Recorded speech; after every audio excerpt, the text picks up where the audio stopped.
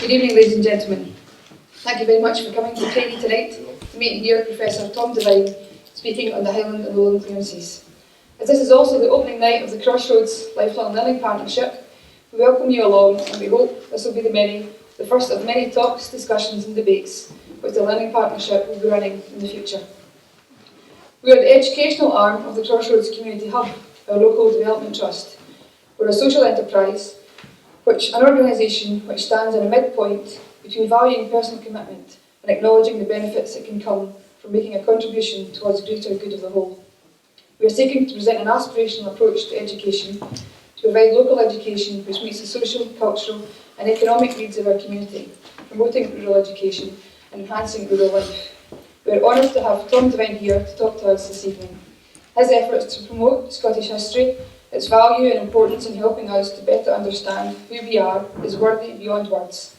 His achievements in writing riveting books that unravel gems of understanding from reams of facts are, I think, outstanding.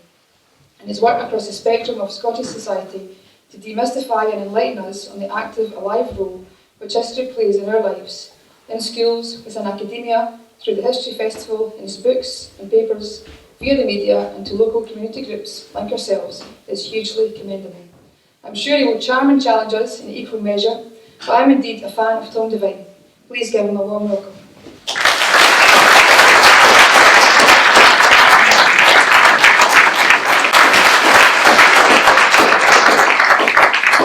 Well, good evening, ladies and gentlemen. Thank you very much for that generous introduction. And I also want to commend the efforts that I and our colleagues are making, not least to organise this wonderful turnout tonight, to allow me to speak to you about this quite, at least I think, important topic, but also the general dynamic of the partnership, which she alluded to in her introductory remarks. I gave a lecture on this theme a few years ago. It was a prestigious lecture called the University of the Highlands and Highlands annual lecture, and I gave it in Dornoch Cathedral. I don't know how many of you have been to Dornoch Cathedral, but if you have, you will recall that it has the highest pulpit in the whole of Scotia. Of course, there was very generous comments made before I started to climb up the stairs, and there was some courteous applause. 2 minutes after the end of the applause, I was still climbing up. And, I just couldn't resist the temptation to stand really 300 feet above everybody else in a packed cathedral and say to them, "You're all doomed." The point is this: I'm not actually at that level, so I don't feel like saying that. But I also feel, in a sense, I'm in friendlier company, because the topic I gave that night was, why were the Highland clearances different? Now, this was to a Highland or Gaelic audience akin to heresy, because one of their identity attachments is the Highland clearances. And for somebody to come up, especially from Motherwell, where I was born, and give the impression that clearance was not unique to the Highlands, was a damnable insult. And the following day in the Inverness Courier, it was very polite, of course, everybody was very nice to me, but in the Inverness Courier the following day it said something like, "The speaker was quite rotund and gave the impression of not being particularly fit." I mean, look at me. I mean, how could anybody ever say that?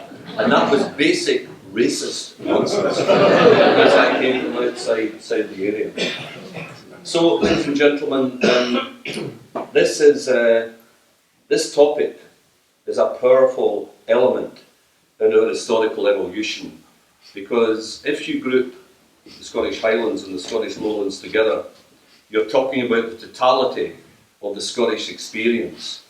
And what I'm going to try to do tonight is to hopefully, for those who are unaware of the dynamic I'm going to be speaking about, is hopefully surprise you, perhaps even disturb you, and we might have a controversial, therefore, question and answer session at the end.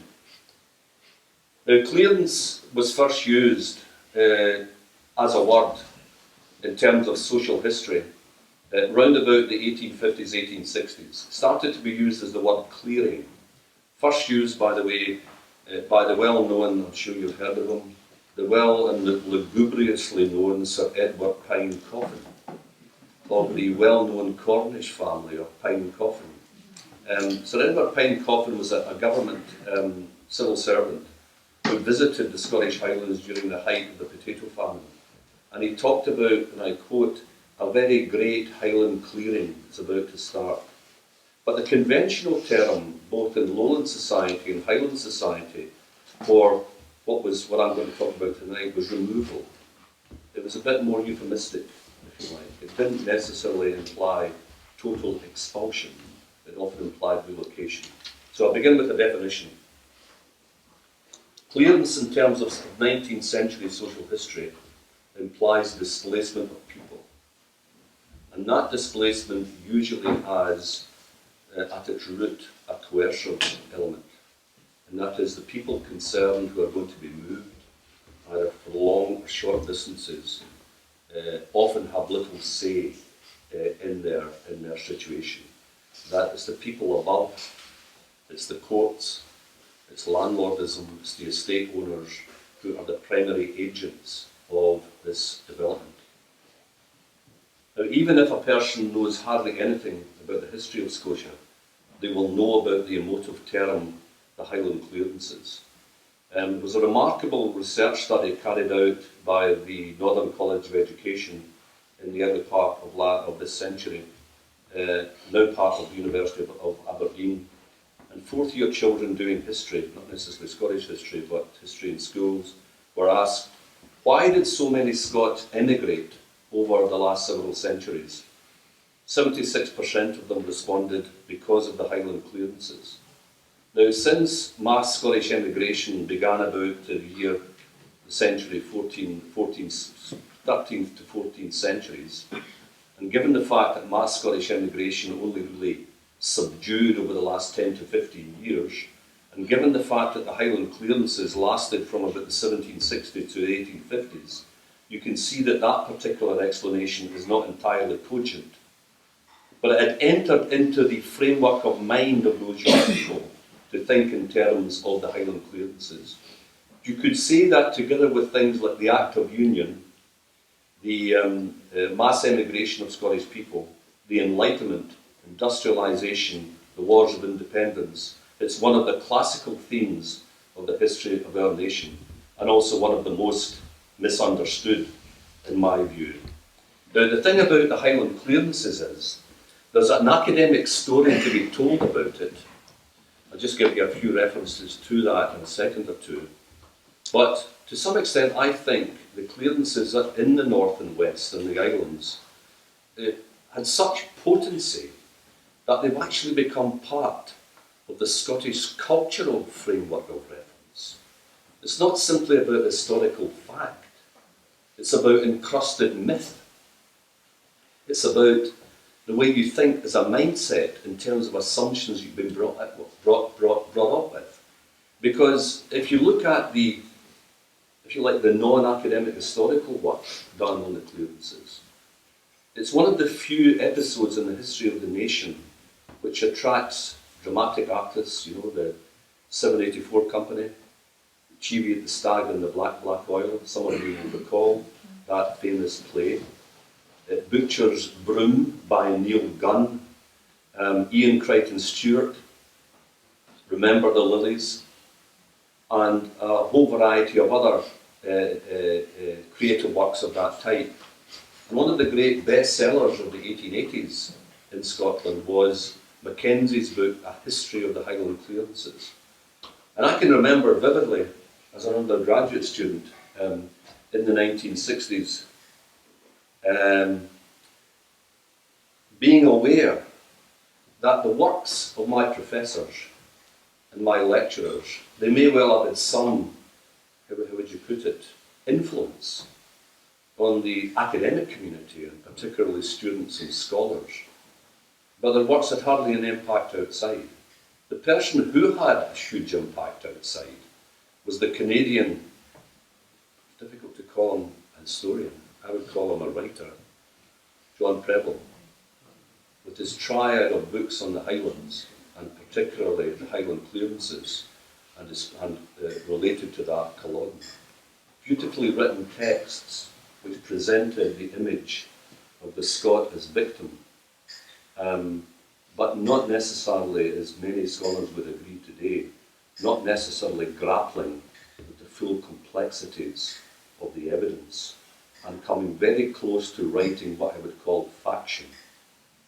That is a mix of fact and speculative idea or fiction. And I hope that many people here will disagree with me about that, so we can have an energetic question time. We can have an energetic question time, later.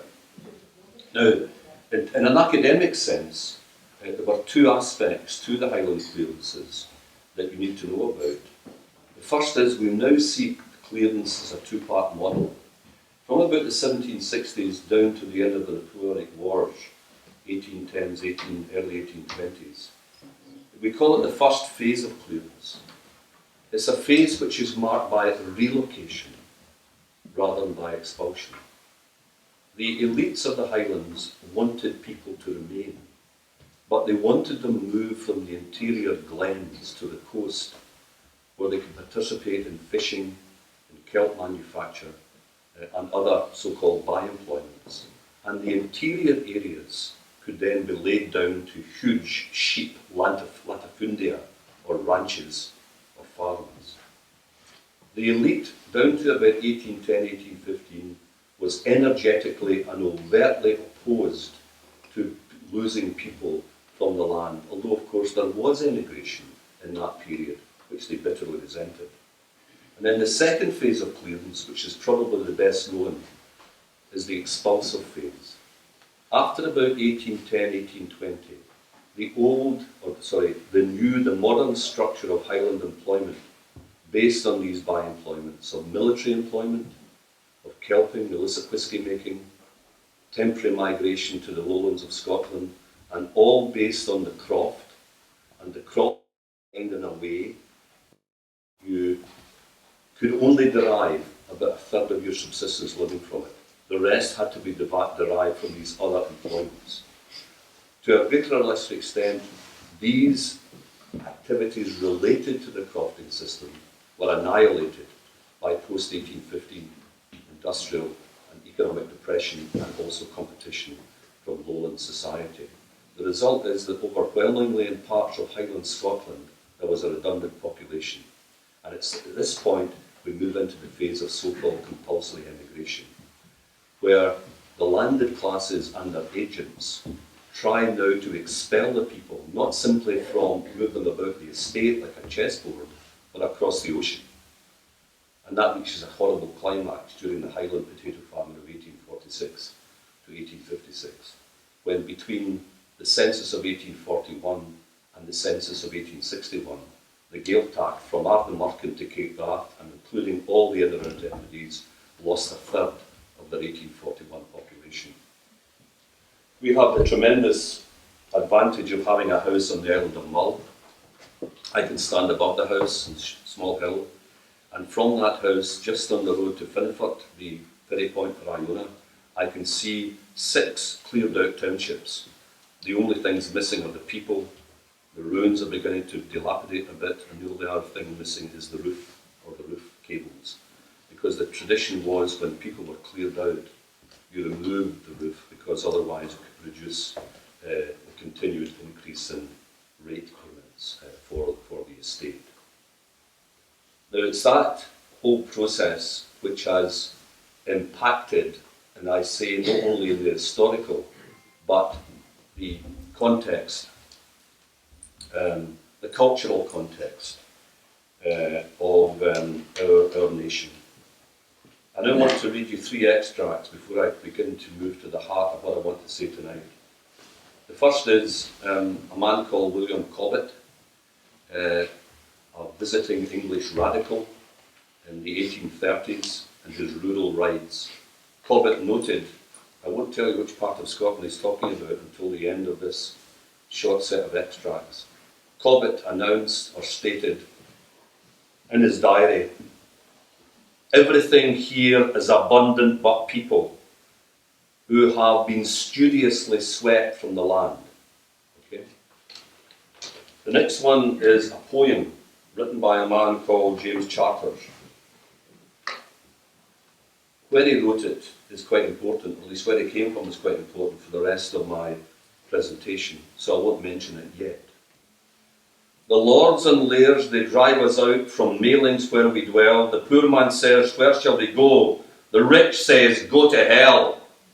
These words they spoke in jest and mocks, but by their works we know that if they have their herds and flocks, they care not where we go." Because of course, in the northwestern Highlands, the big motive force was the expansion of the great sheep farms.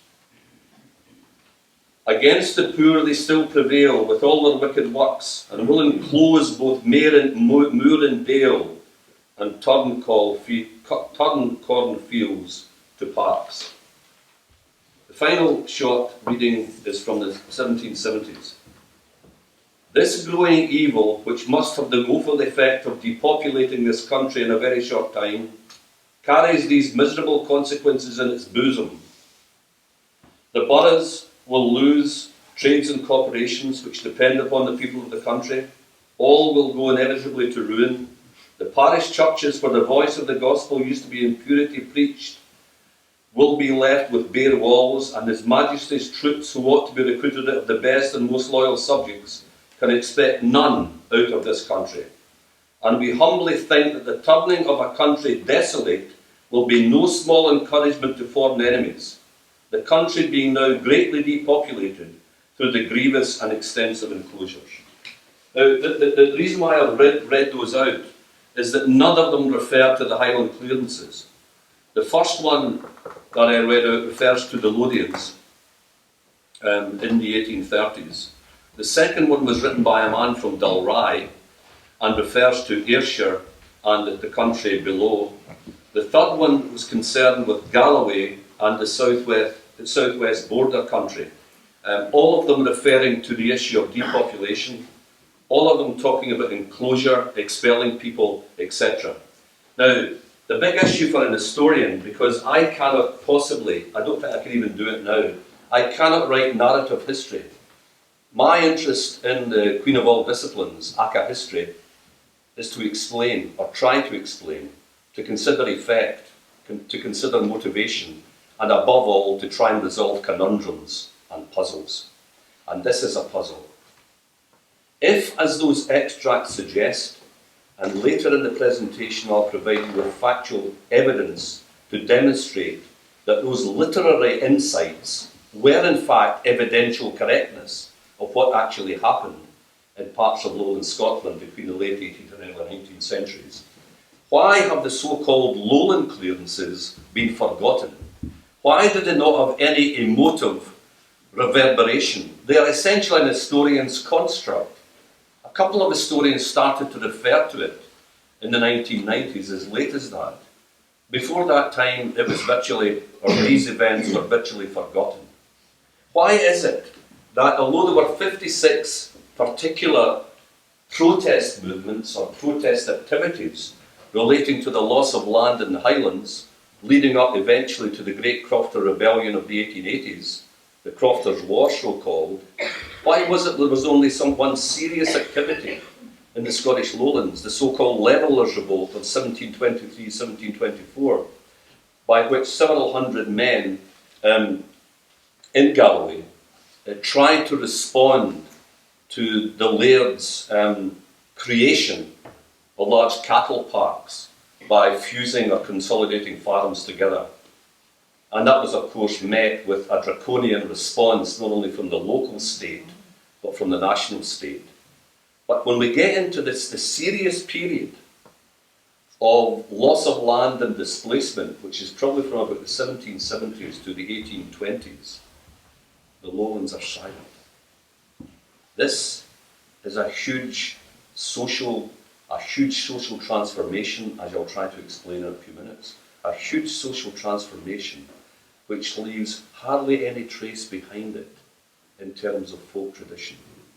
For example, in the Highlands, to this very day, there is a sense of reverberation and connection with the past. Some of you may have noticed that when there's unemployment in one part of the Highlands, or there's some loss of economic activity, the newspapers almost react in a kind of Pavlovian fashion, a new Highland clearance. It's written in a sense, to the psyche of the collective psyche of the media. There's no continued sense of dispossession, of a sense of betrayal by elites in lowland rural Scotland, despite the fact, and I would argue, perhaps controversially, that the numbers of people who lost land in societies in south of the Highland line were much, much greater than those who lost land in the northwest Highlands and Islands. You can understand why I needed that pulpit in Dornoch, because I had to be sure of being away from the audience who might have reacted semi-violently to these heretical views. So that's the big question lurking behind tonight's presentation.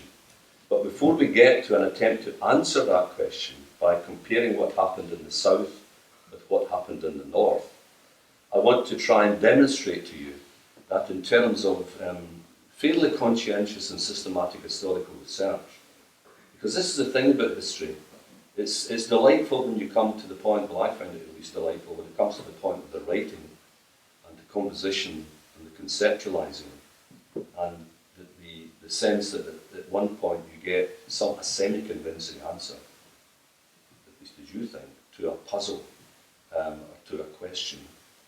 But the other thing about it is, unlike writing a novel, it is a hell of a labour intensive. There's got to be a long, long period of time spent in the libraries and the archives, a lot of time manipulating the evidence and reflecting and thinking about it. And this thing I'm going to tell you now is the fruit of investigation into the census materials of Scotland, into 18 sets of estate records in 4 counties, and those counties are Angus, Lanarkshire, Fife and Ayrshire. Not because I knew I was going to be here tonight, because I did this work some time ago, but these were supposed to be representative counties of lowland Scotland, because I knew some of the things that had gone on in the border countries, so I didn't want to move into that topic of the border country again as I go through. And then, probably one of the most important sources that was investigated, and this required a research assistant because of the simple, massive labour input required, the Court of Session legal processes involving summons of removal. The summons of removal was usually issued at Whitsun. It was the Scottish legal document demanding that the family, the tenant, the crofter, or whatever, should leave the land with their bairns, with their subtenants, with their cotters, and their servants by due date. Even if a person was coming to the end of the tack or the lease, that summons had also to be issued, just in terms of a kind of legal confirmation that they no longer had any right to go back into the tenancy. Now, if you think of a box of documents, 90% of the material in that box of documents would refer to about, say, small debts and areas totally irrelevant to the sort of things we were looking at. My research assistant went through 450 boxes of that type. And this is where I go back to the relatively arduous nature of systematic historical research. And in the final area for investigation, much easier to handle, was the first or old statistical account. It's sometimes called the Scottish Domesday Book, because all parishes in Scotland were covered by it in the 1790s. That's the period that's almost the centrality of the period of transformational change. Some of the parishes are dealt with very briefly and superficially, but others have massive detail. It's an historian's treasure trove. And it's especially so for one group who are central to this story that you can't even get a fix on or a take on in the estate records, because the estate records are usually concerned exclusively with rent-paying tenants. and their activities. Okay,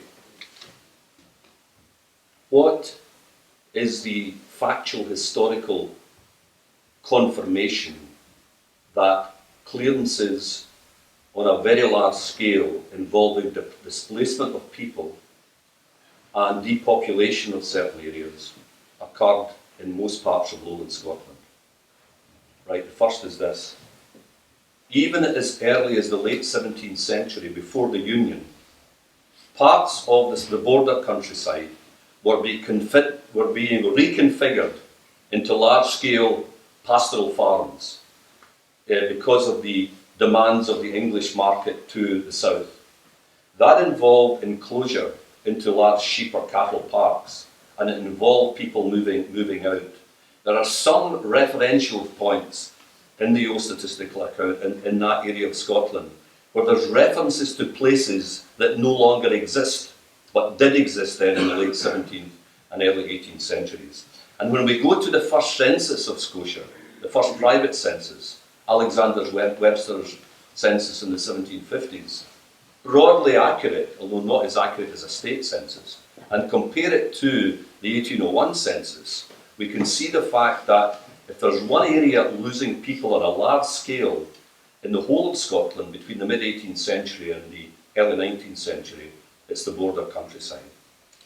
And fascinatingly, ladies and gentlemen, at least to me, when you get the entryism of the big sheep farmers into central and then eventually northern and eventually Hebridean Highland Scotland, most of them are coming from the border countryside because they have developed their breeds in such a way over a period of nearly a century as a consequence of the earlier capitalism in that area, so that these are the people who can actually hire, these are the people who can rent, and these are the people who can manage sheep farms with something like 200,000 odd beasts in the Herschels. So that process south of where we are at the moment, slightly south of where we're at the moment, is very identifiably congruent with what happened in Highland Scotland a long time later, from the 1760s onward through to the 1850s. The second thing is the evidence which is vital from estate papers, especially about the tenancy group. Now, a lot of the stuff that I've done on this is inevitably heavily statistical. Because remember, in doing this work, I was trying to convince sceptical colleagues that there was some kind of confirmatory evidence for this. And that required an elaborate and systematic academic analysis. And don't worry, I won't bore you with that tonight. But what I will say is, of the 18 different estates, large and small, including the estate of the Earl of Eglinton in this county, we found a complete uniformity. From about the 1760s, 1770s onwards, you begin to see the advance of the single tenant farm against the multiple and communitarian tenant farms of the old order. Now, before 1740, there were single tenant farms. Some of them were relatively big, but the majority, if they were in single tenancy, were small.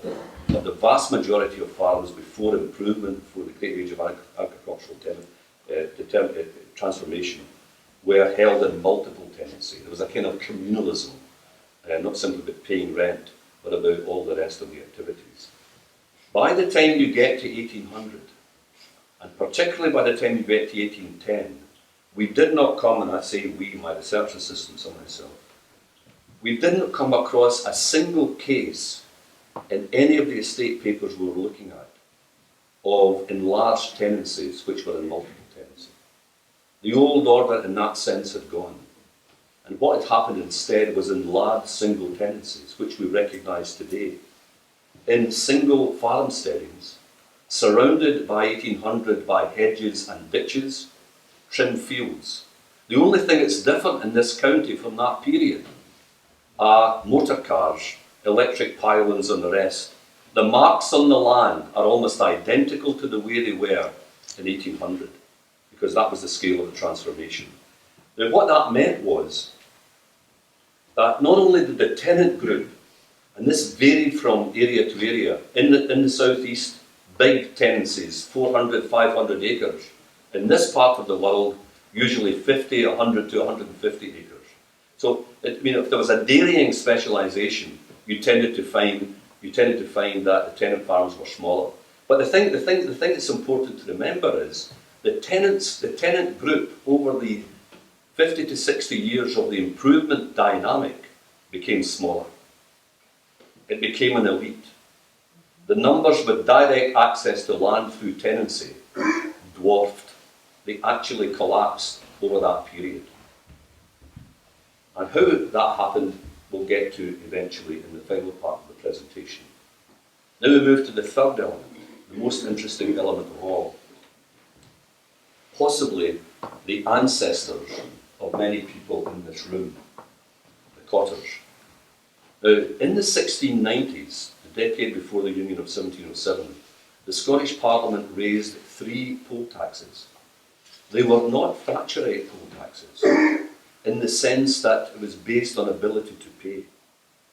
This is a treasure trove for the historian, because it meant that these poll taxes, right down to domestic servants, each individual had their own poll, their own tax level, and that gave a kind of anatomy of the structure of society in late 17th century Scotland, before the onset of the great transformations post-1740, post-1750, 50 to 60 years later.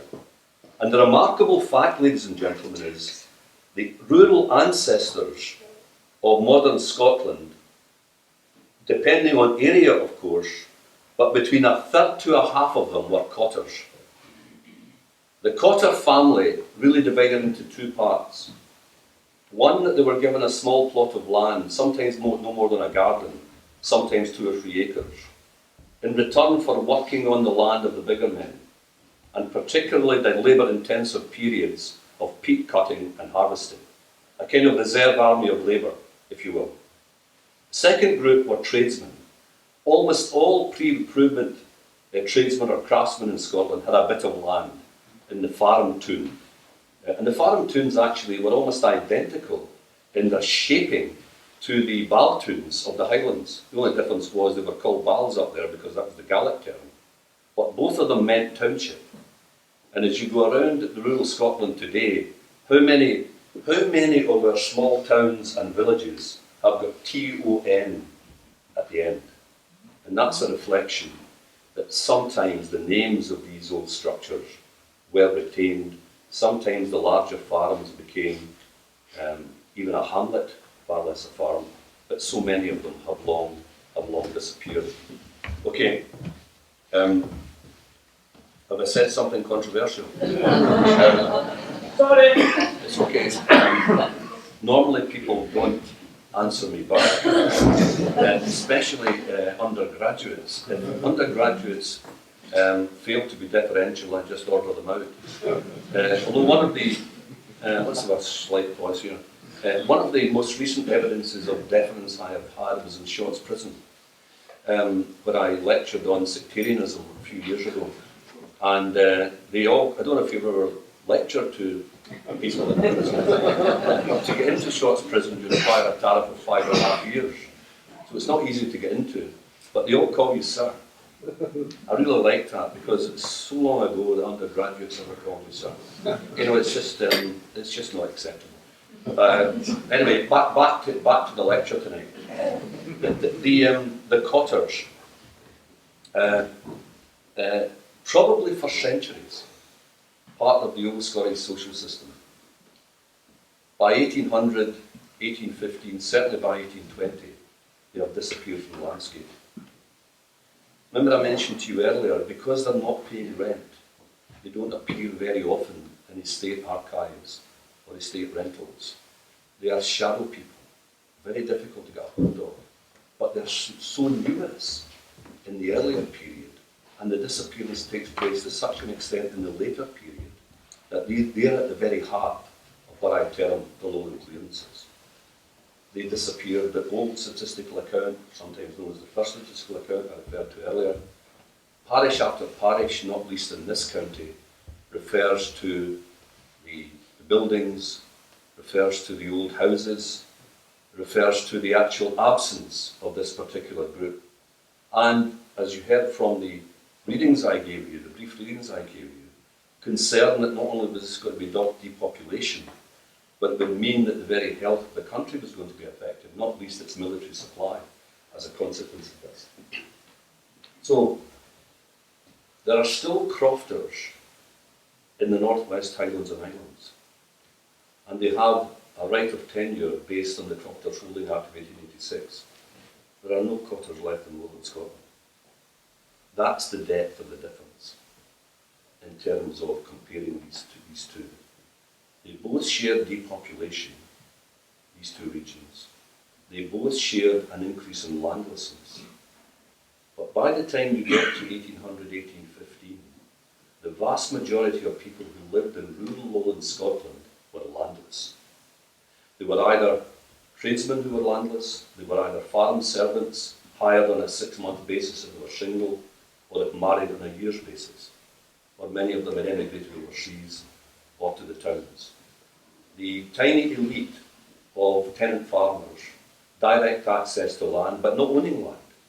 One of the things that's interesting about studying Scottish immigration to Australia and New Zealand, the views of tenant farmers who emigrated en masse to these countries is not so much that they're under severe economic stress, it's the fact that they lack independency. They cannot rise any further because they don't own the land. The people who own the land are the 8,000 landowners in Scotland of that period. So the final part of in the last 5 to 10 minutes of the presentation is the juicy part. Why?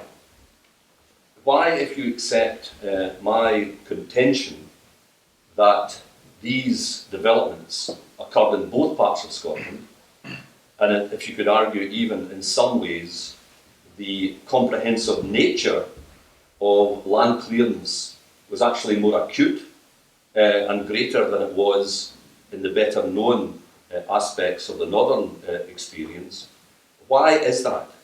Why are these so-called movements of people, which must have been extraordinarily extensive in the late 18th, early 19th century, why are very few of them recorded, except in some singular sources, and particularly why was there no protest, and why no long-term sense of betrayal by elites?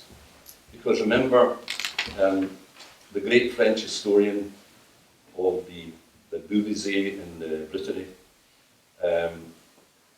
when he argued, no peasant willingly gives up his Highland, be it only half a furrow. So for a peasant society to be transformed in that way was bound to create hurt, was bound to create anxiety, and was bound to result to some extent in tension. But it doesn't show itself in terms of what you would call historical visibility. Here's my attempted explanation of why that is. First explanation is cultural. If you look at the relationship between landowners, or if you want to call them elites, those who actually own the territory, and the people, we can see very significant differences between parts, at least, of the Highlands and most of the rural lowlands. And it's this. Although historians have long exaggerated the continuation of the martial society or clanship in Highland Scotland down to Culloden, most of the current orthodoxy is that the old Highlands were dying before Culloden, and the Hanoverian government only delivered the coup de grace. But despite that, because of the laggard nature of human perception and human emotion and attitude, there were still types of relationship between landowners and people in Highland Scotland by the 1750s, 1760s, which had disappeared 2 generations before in Lowland Scotland. It's the virtually untranslatable term in Gaelic called duachas, which means in one way that the elites, you could argue, deserve support, obedience and rent, and loyalty in war. But in return for that, they also need to provide the people with protection within the bounds of the clan. Duachas. D-U-A-T-H-C-H-A-S. It's at the heart of the Clearlances. It's at the heart of the Clearlances angst in the late 18th or 19th century. Because what happened after Culloden and after the 1750s was the reinvention of clanship, what I term neo-clanship, as the British state started to recruit Gaels into the Highland elite regiments. By the time of the Napoleonic Wars of 1793 to 1815, Highland Scotland was the most militarised territory in Europe, given the scale of male enlistment in the regiments. And it's neo-clanship because of the bounty that the local landowners or lairds would receive in return for men. That they encouraged people to provide, they encouraged their agents to provide security on the land, security in the lots, security in the tenancies and the crofts, in return for sons. In the Lord Macdonald papers, Armadale Castle and Skye, there are documents which read, lands promised in return for sons. Lands promised in return for sons. Now at the end of the wars, after 1815, there could be good economic and cogent reasons for, if you like, clearance or removal of people. But that inherited feeling that these lands had been promised more or less in return for blood created a grievous tension between landowners and people, which, as I'll try now to point out, did not exist to the same extent in Lowland Scotland. So the collective psychology of Highland Scotland, because of its history from not only earlier times, but from the late 18th and early 19th century Scotland, was singular and highly sensitive to removal, especially if men had been harvested for the family regiments. In Lowland Scotland, the last fortified castle in that region was built in 1660. Militarism had disappeared by the time of the Union and its aftermath. The situation in Lowland Scotland was an economic relationship, okay? An economic relationship between landowner and tenant.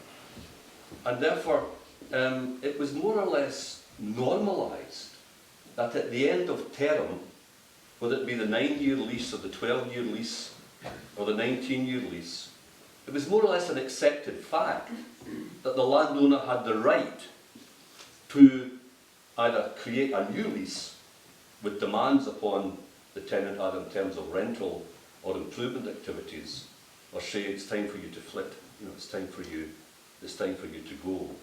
And that procedure was simply built in to not only the legal system at the time, but into what you would call in terms of sociology, the normative system of the time. It was just an accepted fact. And that is a clear difference between at least parts of Highland Scotland, where military recruitment was very extensive in the late 18th and early 19th centuries, and the economic connection, which was more apparent in this part of the world. You could argue, I suppose in this sense, that parts of the Highland mentality were still tribal, whereas by the late 18th century, Lowland people, whether they were conscious of it or not, had accepted the dictates of agrarian capitalism and were working with it. They were working with it because that was just the way things were. The second explanation, move away from the cultural, is what I would call the process of clearance. It was vital for you to recognise that the crofting society was new. The croft, in terms of its extensive activity, in terms of the fact that crofts flourished, these small holdings, and were expanded in the late 18th century, that was as big an innovation as the cotton mills of the Industrial Revolution. There had been crofts before, but there hadn't been a crofting system. And the vital thing about the croft is, well, really two things. One, they were not intended to provide a full subsistence, as I indicated earlier, You had to spend 2/3 of your time outside the croft fishing or other activities in order to make ends meet. But the second and more important thing, which allowed for mass clearance, and we don't see that in Lowland Scotland, mass instantaneous clearance, was the fact that these tax or rentals to the croft were carried out on an annual basis. So you can see the situation. If by the 1840s there's a vision of a redundant population which may actually make a claim on the landlord's resources through the poor law or through food assistance, really on an annual basis they can get rid of people in legal terms. Whereas in most of the Scottish rural lowlands, the tax or lease was usually for 5, 7, 9, 12 and even eventually 19 years. That essentially ensured that the process of removal in lowland Scotland was organic and evolutionary. Some of the things we've looked at and during the examination of the rentals, it sometimes takes 50 to 60 years to get from collective farms, the multiple tenant farms, to eventually one man or one individual holding the whole farm steady or the whole farm settlement. And that makes it much easier to adjust to the process. The third area is the cotters. This is the big mystery. What happened to them? These shadow people. And again, why the silence from them? And from what we can deduce, and this is a very shorthand term or descriptor of what we learnt about the shadow people, is no evidence at all of expulsive clearance, even at the end of the process. Instead, relocation.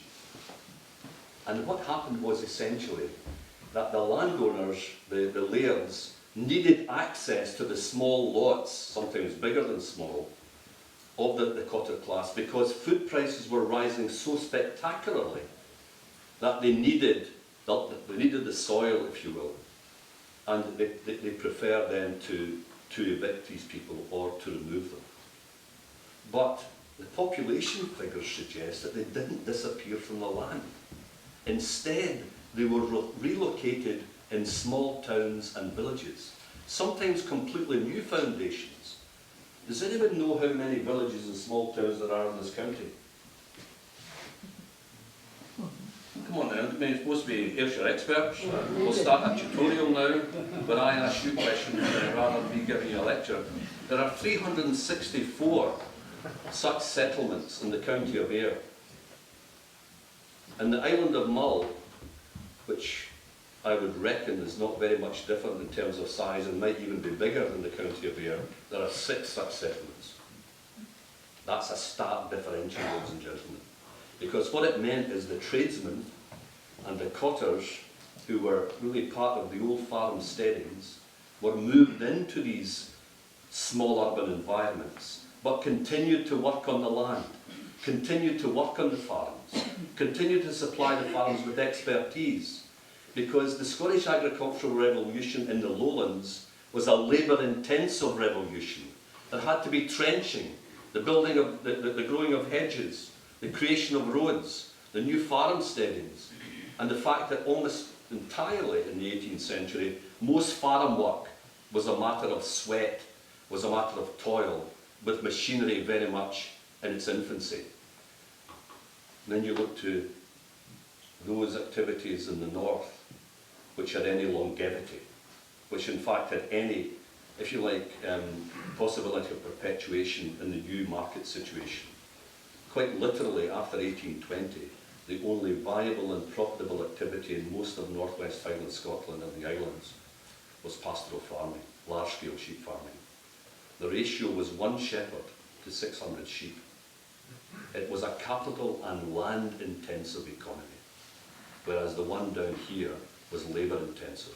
It absorbed the people rather than expel them, at least in the first instance before population started to rise again in the middle to later decades of the 18th century. Maybe 2 minutes left before the end. The final thing is crisis. This is not to say that every year between 1760 and 1850 in lowland Scotland was fine. There were difficulties, for example, in 1772-3 and 1783-4, and some really bad harvest years in the early part of the 19th century. But no part of lowland Scotland experienced the cataclysm that Highland Scotland experienced between 1846 to 1856, with the failure through phytophthora infestans, the dreaded disease of blight of the core subsistence crop, the potato. Fortunately, for reasons I don't have time to go into, Highland Scotland did not experience an Irish catastrophe, in the sense that mortality didn't rise spectacularly at all, and there are very good historical and cogent reasons for that. But the destitution was acute, and of course the emigration was massive between the 1740s and the late 1850s. And after a period of, if you like, support for the people, through quite obviously energetic action, charitable action by elites, because remember the Highland elite group had been transformed by this time.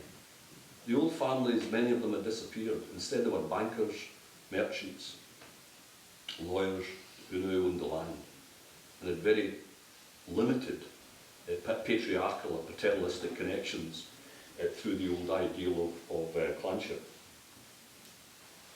Just give you an example of the sort of person who was buying land in this period. These are all men who are of wealth, and that's why in the first instance of the potato famine you find support given, in a way which the old bankrupt or semi-bankrupt could never have given. Sir James Matheson bought the island of Lewis in the early 1840s. Matheson had made his money with Jardine Matheson and Company, the world's greatest drug traffickers of the 19th century.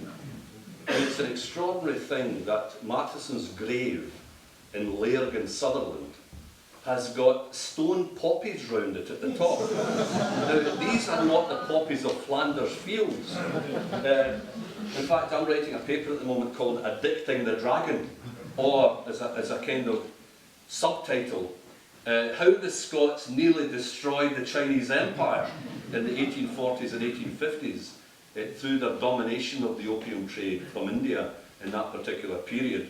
Some people have become interested in it as a possible film, but not before independence, because it might have an effect on the vote. Matheson, very charitably active, like his peers, but when they begin to see that this thing is going on and on year after year, the charitable support changes to systematic clearance on a huge scale. We've been able to identify, through the Sheriff Court records, huge multiple increases of the issues of summonses removal. The person I referred to earlier, Sir Edward Hine Coffin, talked about the fact, the first time I've ever seen it in a historical source, the possible extermination of the people. The possible extermination of the people. Now this was a quite new form of clearance. It was extensive, and it was intended to rid the people out of the country. It became known as compulsory emigration, where you were offered the alternative, on the one hand, of eviction. On the other hand, eviction plus transportation, supported transportation to Canada or Australia. None of that happened in lowland Scotland.